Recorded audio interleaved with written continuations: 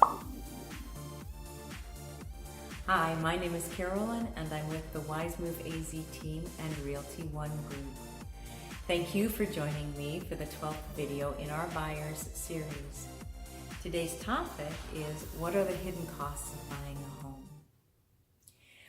Owning your own home is profoundly different from renting or living in a home that you do not own. There are so many wonderful things about owning your own home. But one of the scary things is how much it's going to cost you. But rest assured, with careful planning and budgeting, we'll get you there. We want to make your venture into home ownership as joyful and as fun as we possibly can, without the fear of unexpected or unanticipated expenses. So this discussion needs to be divided into basically two categories. The first is the pre-closing and closing costs, and the second are your post-closing costs. So starting with the pre-closing and closing costs, the first expense that you're going to incur it starts right after the deal is signed, and that is with the inspections that you're going to need. You will need to hire a home inspector. You will want to, I believe, hire a termite inspector, and you may want to hire somebody to inspect the heating, ventilation, and air conditioning system. This will depend on how old the system is. The next thing that you're going to incur expenses on are lender and broker fees. This is assuming that you, like most people, need to take out a mortgage in order to purchase your home. But your lender and broker have fees associated with granting you the loan. Then there are title company or attorney fees. It's uncommon in Arizona to use an attorney to close a real estate transaction. Most people use a title company, but whichever you choose, there will be fees involved. The job of your attorney or title company is to ensure that at the end of the transaction, you have clear title to your new home.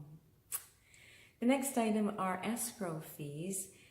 The escrow company, which is usually the same as the title company, makes sure that the money moves properly from you, the buyer, into the hands of the seller, and that all of the associated expenses in between get properly paid, so that again you get clear title at the other end of it, and you have none of the baggage of the seller's expenses related to that house or their mortgage or whatever.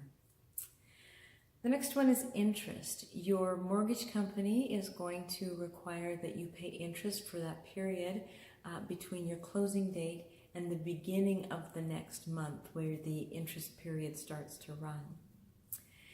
And the last one I have on my list is utilities. Some utility companies will ask for a deposit up front, and you'll need to be ready to pay that. So what we recommend for all of these items is that you set aside a reserve of approximately 2 to 5% of the purchase price of the home. To be honest, we suggest that you put aside 5%. That way you will have enough to close the transaction, and hopefully you'll have some left over that you can allocate to something else once you're done. But if you need that money, it will be there. Okay, the next category is are your post-closing costs, and they start with maintenance and repair. Depending on the age of your home, newer homes cost less normally to maintain and repair. Older homes cost a little more. What we suggest is that for a newer home, you set aside a maintenance and repair fund for of about 3% of the value of your home. And if your home is older, set that fund at 5%. What we would like to see you do, and what we recommend, is at the end of the year, if you have money in your maintenance and repair fund that has not been used, don't pull it out and use it for something else. Allow it to stay in that fund and accumulate. And that way, when an unexpected expense comes up, it may well be unexpected, but you're not ready for it.